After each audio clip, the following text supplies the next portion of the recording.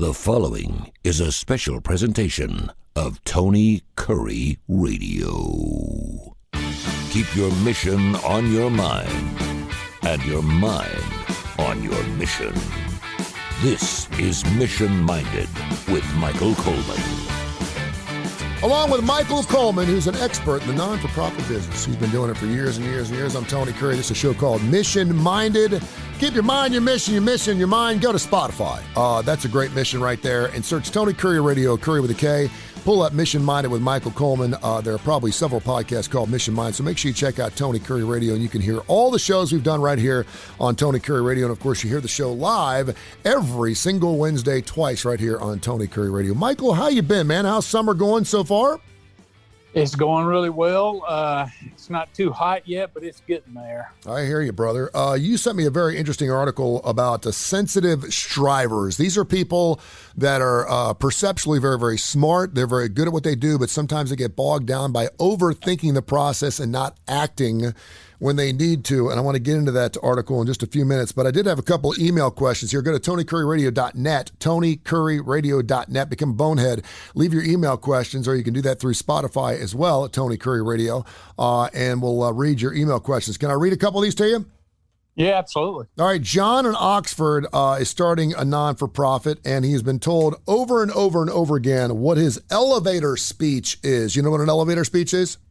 I do, very well. Can you give out your entire spiel in 2 minutes or less? Tell me how important that is, and is it something you need to practice? What's the deal? Well, I'll tell you, I have not heard 2 minutes. I've heard 30 seconds, because where that comes from is if you get on the ground floor, you're just sitting there. The picture is you get on the ground floor and you're going to go up to the 8th floor. You know, the elevator may stop once, twice, but you got about 30 seconds. And if you're getting on the elevator and somebody says, well, what do you do? Well, they're going to get off on their floor. So you got about 30 seconds to be able to capture their imagination. So what you want to be able to do is concisely wrap up your entire purpose, if you will, in a way that's compelling, in a way that what you want is that by the end of that, somebody says, hey, I'd like to know more about that. So you want to be able to do it in such a way that touches on impact and the difference that you're making. That's the heart of it, is you don't have to worry about getting into any sort of nitpicky details, but just in an elevator speech, you want to be able to establish the impact and the difference that you're making in your community. And so, and obviously, I've been around people that are incredibly passionate that I didn't. And as a matter of fact, I was at a ball game this past week, and a guy saw me from 2 sections over. He came over, he introduced himself, and he said, "Are you Tony Kurre?" I said, "Yes." And man, he just started in on this radio show that he was doing on National Public Radio. And I mean, he had an elevator speech, and this dude was like 24 years old, and it kind of took me aback a little bit. I was like, wow, this kid is really, really passionate about what he's doing. And I was really surprised. And quite frankly, his idea wasn't that good. It was a big band show, and I'm thinking, who wants to listen to big band? But he was so passionate about it. What is that something that you practice in front of a mirror? Is it something just based off of, because you've always talked about people that there are some people that have great ideas, but they don't put them verbally in front of a group of people very, very well. Is that something you practice? How do you go about that? Yeah, well, it dawned on me before I ever heard the term elevator speech, and a lot of the stuff I learned in the nonprofit world was not stuff that you later hear, like, hey, you need to develop an elevator speech. It's just things I learned doing it. And I remember very distinctly getting on an elevator with somebody, and they said, oh, what do you do? And I said, well, this was back when I ran Hope Inspired Ministries, and we were a job training program. And I kind of started the event. Well, I've come together. I want to help people who are struggling with employment. By the time I got partly into it, I didn't even get to the core of what we did. Well, she was getting off the elevator. Yeah. I mean, that literally happened. And so I was like, you know what? I'm never going to get another chance probably to connect with that person. So I said, what is the core of what I do? And so really, and that went into making sure I'd sharpen my mission statement and my vision statement. And so basically, when somebody says, what do you do? I said, I started a nonprofit that trains people who have barriers to employment, people in poverty, who have barriers to employment, how to obtain and maintain employment so that they can elevate themselves out of poverty. That's good. And so, I can say that in 10 or 15 seconds and people get it. Oh, okay. You're helping people who can't get a job or either can't hold on to a job, be able to overcome whatever those barriers. So you don't have to get into describing what the barriers are. That comes if somebody's interested. And I've had people, and of course, it doesn't have to literally be on the elevator, but just when you're passing or standing in line somewhere, I've had people hand me their cards and go, well, hey, call me up, follow up with me, and I'd like to hear more about what you're doing. Yeah. And that's what you want. You want to capture them, because capture their imagination and capture their interest to where you're not chasing them down, but they're like, no, that's something that really appeals to me. I'd like to know more about that. And those are the kind of people that you bring in that ultimately become donors. They can become board members. They can become volunteers, advisors, or just community supporters who just speak well about that. Somebody, once they grasp what you do, then they go out in the community and they tell others, I ran into this guy who's doing this kind of program. It's really neat. And you want as many of those, you want to create a buzz and get as many of those people involved as you can. Isn't your elevator speech just I say a little bit longer mission statement? Yeah, it can. I mean, in a nutshell, if the mission statement is done well, the problem is I've seen so many mission statements that run on and on and on. If you have a concise, sharp mission statement, then yeah, in essence, you could just share that maybe with an add-on or two. Okay. But the problem is that so many people they have so much information, and then they try to regurgitate all that information, and you overwhelm people. You don't. If I started talking to somebody as soon as we came on, I said, we do this and we do this and we do this, and by the time they get off, that's too much information for them to process, because they've got their own business on their minds. So short, simple, to the point, and if it appeals to them, then they will usually either give you a card or say, hey, follow up with me. I'd like to hear more about that.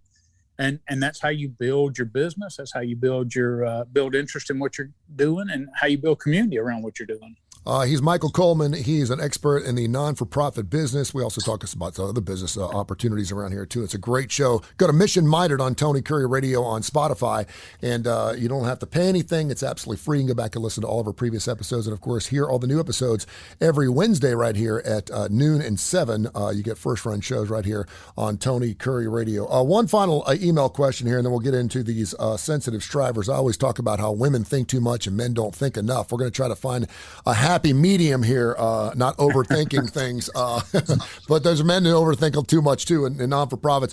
Claire in Orange Beach is starting a non-for-profit. She says, by the way, she loves the show. She's listened to every episode we've had on Tony Curry Radio on Spotify. Oh, that's awesome. Thank you. She also said, though, that she's starting an organization where there are two other organizations within about 15 or 20 miles of what she's doing, but she believes her organization can do it better. So she's being asked questions like, well, what sets your organization apart? Because there's already two other organizations that do these things.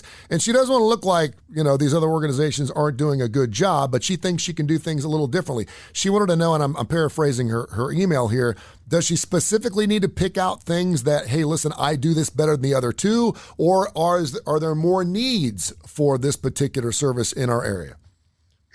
Yeah. So, wow, she has really hit on something. And that's lots of times you have to walk down this path before you really experience those kind of things. But I've spent a lot of time struggling with that very problem because, for instance, when I was in Birmingham and we're doing homeless shelter and addiction recovery, there were other people who were doing homeless shelters and addiction recovery. But having understood what their approach was and kind of what the paradigm of that industry was, and then seeing what we did, I knew that we were doing it so much better. But I also didn't want to be that guy who's out there telling people, how, by the way, we're much better than this organization, because they were still doing good things and I wanted them to be successful. But I also struggled with wanting to highlight the difference. But the truth of the matter is, people don't want to see, people don't want you to come along and badmouth organizations. They want they want to hear about what's good about yours. But I will tell you what you've got to face sometimes is sometimes I would explain, and I said, okay, I'm not going to compare myself to any other organization. I'm just going to tell them about what's exceptional about us. And then they would respond with, oh, yeah, that's just like so-and-so's doing. Yep. And I wanted to say, no, it's not. And it's not what somebody else is doing. That's my whole point. So you have to navigate that. And lots of times it's on a case by case, person by person. So if I'm reflecting back on some of my conversations with people and I'm trying to share with them kind of our approach, and they'll say, oh, it's kind of like so-and-so's doing. Well, if we were sitting down engaged, like we're drinking coffee, so we had time, then I could say, well, yeah, they do some of the things that we do, but here's what I think we do that's special or that's unique. Another thing she's encountering is, I mentioned this on another show, and she probably remembers it, is somebody came to me asking about starting a nonprofit, and they were asking about starting a mentoring program. And my question was, well, what do you bring into the table that's different? In other words, one of the questions you have to ask yourself is, does your community need that service? And so only she can understand this, because I don't know what specific industry this is, but she says there's two others doing it, 10, 15 miles away from her. Okay, the question now is, she's got to answer two questions. One is, are the services needed? In other words, she's gonna duplicate this to some degree. So does the community need it, or is it that she's only doing it because she can do it better? Yeah. And so what I would encourage her to think about is, if you have a way that's doing it better, you have to define, well, what is that? Is it better? Is it more? Is it a greater impact on the community? Can you do it cheaper and make donor dollars stretch more? You have to define what is better. And then I would engage those other organizations to see if they would be willing to partner in some way. In other words, they might be looking for a different way or a better way, and that happens quite a bit. But you also have people who are like, no, this is my kingdom. This is how we do it. If you feel like you do it different, you go somewhere else and do it. So that way, when you're asking people for money, they're like, well, these two organizations are already doing this. Why would I support your organization? And you could then lay out, because I feel like we can have a greater impact if we do it this way. And I went and I approached those other organizations, and they didn't want to go down that pathway. So I blazed this trail myself. And then what you have to do, so you have to explain to people what's different. And then you have to ultimately produce results, because I went out there telling people we're fixing to do something different, but actually the proof is in the pudding. You can only say that for so long. Hey, we're just different. And at some point they're going to say, okay, prove to me you're different. Prove to me your impact is greater. Prove to me you can do it cheaper. Prove to me you can do it in a way that better serves the community. And when you do that, those results will speak for itself. But you have to at some point go beyond this is better to proving it and showing the community that your approach is right. He's Michael Coleman. He's an expert in the non-for-profit business. I saw this. It was a great question. I saw this in my business that I've been around for about 3 years. And when I started up a radio station, which 3 years ago was kind of a rarity, starting my own radio, because, a lot of people have podcasts, they do streaming services, but to start a whole 24 hours a day, 7-hour or 24/7 radio station, a lot of people are like, okay, I can get classic rock anywhere. What makes you different? And I allowed them to ask that question before, but to your point, and I think this is very interesting, you got to stick to what your game plan is. And again, we talk about mission statements and everything. You can't just go out there and say, listen, I'm just going to do a classic rock station, because there are 1,000 different classic rock stations. Ultimately, though, I felt like I could do it better than the ones that everyone else is listening to without poo-pooing on everyone else. And I'm proving that with that pudding, and that being the content like Mission Minded and the Austin Hank Show and shows like that through Spotify. And so I've tried to do a little bit of it all. And eventually people start seeing and hearing that difference, and it works out pretty well. So great email questions. Go to TonyCurryRadio.net, become a bonehead, and leave your email questions. You can also go to Spotify. There's a chat area on there too. You can leave email questions on Spotify at Tony Curry Radio, right there on our podcast platform. And of course, you can hear Mission Minded with Michael Coleman every Wednesday, first run shows here at noon and 7. All right, so you sent me this interesting article, and I love this, about effective leadership and the essential qualities that go along with that. And this particular woman who wrote this article talked about sensitive strivers. First of all, what is a sensitive striver? Well, it's somebody who is plenty bright, plenty smart, understands, has the ability to take in all aspects of a problem, but oftentimes then can't pull the trigger on a decision. And I have, I've always labeled this problem as paralysis through analysis. Yeah. And I have personally had this issue come up with me with a board member who I present a bold vision. And one of the roles of the board is to make sure that any vision that a executive director is bringing in, make sure it fits with what they're currently doing, but may expand, that there's the finances for it, that there's the demand in the community. I mean, the board is there to ask tough questions and bring accountability. So they're only fulfilling their role when they do that. However, when you go through a problem and you analyze it, you do a risk assessment, you take all those things into consideration, but you're just ultimately afraid to pull the trigger because you're afraid of making a mistake or some other things, then what ends up happening is you stop momentum, you squelch individualism in the sense of, not individual like I'm doing my own thing, but for people to aspire to want to move forward and be creative. So really, creativity is really what you're squashing, and it can kill an organization, because if you feel like, hey, I've got this great idea, but anything I do, it just takes forever to get through a process, and I have to push and push and push and push, and then they chip away at it, and then so you can really demotivate people, and that's exactly what you don't want in your organization. Now, when I say that, people are then say, oh, well, then I've been accused many times of moving too quickly.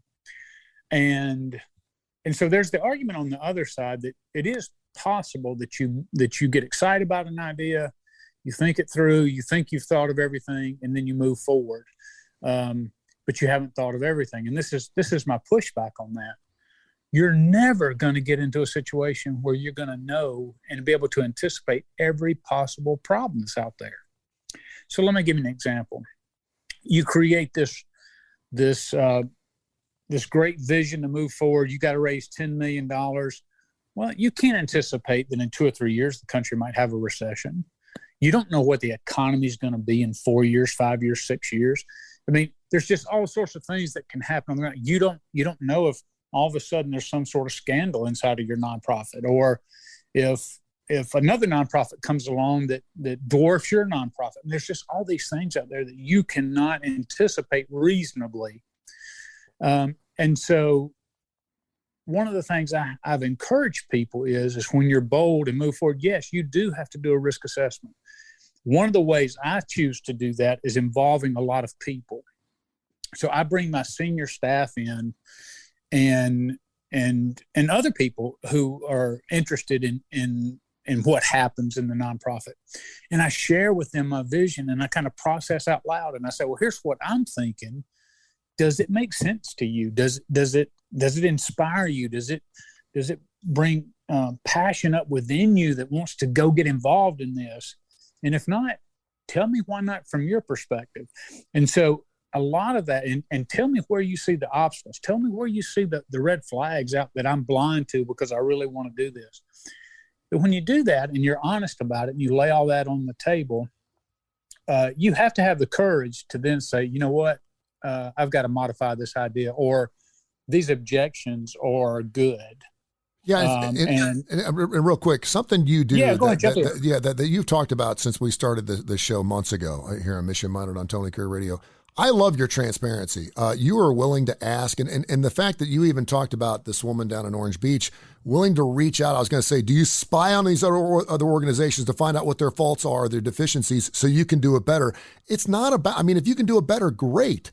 But if you really have a common cause and it's a non-for-profit and it's there for the people, it's a serviceable type of charity or non-for-profit, you want to be able to work with other people. And I love the fact, Sure. I think a lot of people start businesses. We're not selling beignets here. We're not selling sandwiches. We're on a for-profit where we're trying to build our business and kick everyone down the street. We're trying to do something that is service community-based. And if you're really willing to do that, I would think you'd have to check your ego at the door, right? I'm telling you all the time. And I'm going to tell you something. I wasn't always like that. It's one of the things I had to learn. I had to analyze, was this about having the best nonprofit so that I could point to myself and get credit? Or was it truly about how I kind of look at it from a spiritual standpoint, which is kingdom building?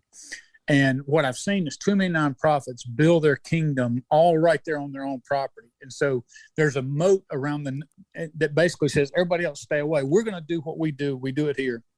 And I think that's a huge mistake, because even though I felt like that I was doing recovery and homeless care better than the other nonprofits, I still thought, well, first of all, they had good hearts. They had good intentions. We didn't see eye to eye on necessarily how to do it the best, but they were still engaged in a fight that I was concerned about, which is ultimately homelessness and addiction. So I want them to be successful. They're not my enemy because we are doing things differently, because we're still fighting, like you said, against that common opponent. And so I would be always willing to come along and say, hey, I love to create win-win situations. And we don't have to be adversaries because we're fighting through, because we're fighting against this common opponent. Now, it's very difficult for people to do that, primarily because it's all about dollars, and people are scared. If I'm partnering with somebody and they find out what you're doing, if they find out you're doing it better, then I may lose my donor dollars to you, Yep. or I may lose my grant dollars to you. So that fear, revolving around donations and donors, is what keeps people oftentimes in control. People want to have control. And so I've gone into situations with collaborations where I've said, okay, I'm going to be completely honest on the table. I'm willing to bend on a lot of things. However, here's some core issues of what we do that we think are so vital that I can't compromise that. So don't ask me to compromise that. And I won't ask you to compromise your core things.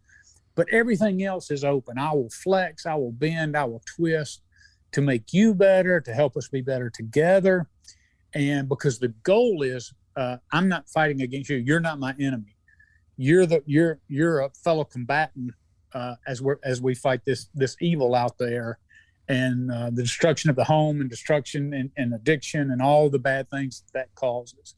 And so it comes from a right frame of mind that says, I want others around me to be successful. So there are some strategies here about the cycle of overthinking and actually reacting to those. And I would think that two things that you have to look at is, first of all, the expenditure. Well, what's it going to cost for us to actually implement this idea I have? And also, how long will it take and how many people would it take to bring into fruition? But what are some of the things, the strategies you talk about, the cycle of overthinking and actually reacting to these things and acting on them to make your non-for-profit stronger?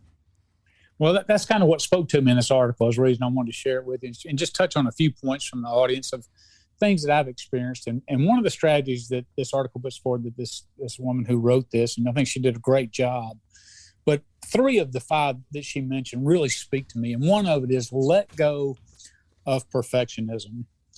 And it's probably easier for me to speak to this way. I have people in my life who are planners, and I happen to have a daughter who she wants to know what she's going to have for supper 3 nights from now. And if she goes on a trip, we all have to meet at the airport at a certain time and flight, and this is what we're going to do. And she has a schedule for every day we're going to be on vacation together. That's just how she's wired, and that serves her very well. But what happens is she gets tense and she gets upset when the plan goes awry. And so we want to create in the community, building a nonprofit or in a program specific way. We want to have that perfect. We want to have every I dotted and every T crossed, thinking that way we can control it. And then what happens is you always find out, it's just like Mike Tyson used to say, everybody's got a plan till they get punched in the mouth. And the truth of the matter is you cannot plan for everything. It'll never be perfect, but that's okay. Because if you're moving forward, you're gaining ground. You're engaged in the fight. What I would encourage people to do is not go into a situation seeking perfectionism, but seeking maximum flexibility. Because what happens is when you have a good vision and you start moving forward, guess what? You're going to run into one of those unanticipated barriers. Now, that can stop your world. It can stop the whole project. Or you can say, okay, I can't go down this path. How do I get around that? What's the best way around that? And so the more fluid you are, the more flexible you are, the more open you are to other possibilities, then 1 and 2 and 3 problems don't stop you. It simply lets you learn that this can't happen this way, and you're able to navigate around that and continue forward in your pursuit of the service to your community. What are the? I know there were 5 different strategies here, but what's another one that kind of piqued your interest a little bit on these overthinkers, because they're all really good? Yeah, the second one really jumped out is to put the problem in perspective. I have one of the things I told my entire staff everywhere I've worked. I've said, I'll just give you an example back at the Jimmie Hale Mission. I said, this mission has been here 78 years.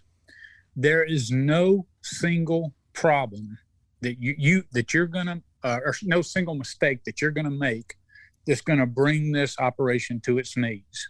So we're not teetering on somebody making a single mistake and worried about it all falling apart. I said, so therefore, move forward boldly.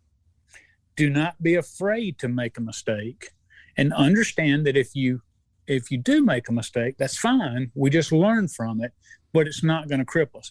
So I help them understand that they cannot be afraid to fail, because failure is part of the growth process. And so that goes back to the perfectionism. It's kind of tied together, because if you think, oh, I've got it all figured out, well, yeah, it goes great as long as everything you have planned fits. But everybody who's experienced life knows that's not how it works. There are going to be problems. There are going to be snafus. And so you have to understand that a problem should not destroy your whole world. Your life in the nonprofit world is about combating problems and coming up with creative ways to combat problems. And there's going to be problems while you're creating problems. So you just have to understand it's part of the process. It can be frustrating. It can be challenging. It can be demoralizing at times. But don't get overwhelmed by failure, because it's definitely going to happen in some capacity. And if you're afraid to fail, and if you can't move outside of perfectionism, and I know people like this, then what you find is their nonprofit's really not having a huge impact, because they basically are stationary, scared to move forward for fear of failure. So if you keep problems in perspective and just understand, you won't be afraid to step out there, because you're like, well, I'm just keeping it in perspective. If I fail, I fail. No big deal. I'll keep moving forward. And but that's so hard. I get it. It's not hard for me. I've had a lot of failure in my life. It's not hard for me just because that's how my personality is. I get it's harder for some people. It's easy for me to say it, and it's harder for people to implement it. But I really want to encourage you to step out in faith. And if you fail in that, that's okay, but don't let it stop you. You got to keep moving forward. Michael, great show. As always, we do it every single Wednesday here live on Tony Kurre Radio at noon and 7. Go to Spotify and listen to all of our previous episodes, much like our young lady friend there from Orange Beach did. We greatly appreciate people listening. And people listen to one, they want to hear all of them. So go to Spotify. You can check all those out. And again, thanks to you and Mission Minded. We'll do it again next week, okay? Looking forward to it as always. Thank you, brother. Appreciate you, man. Oh, man. This has been a special presentation of Tony Kurre Radio.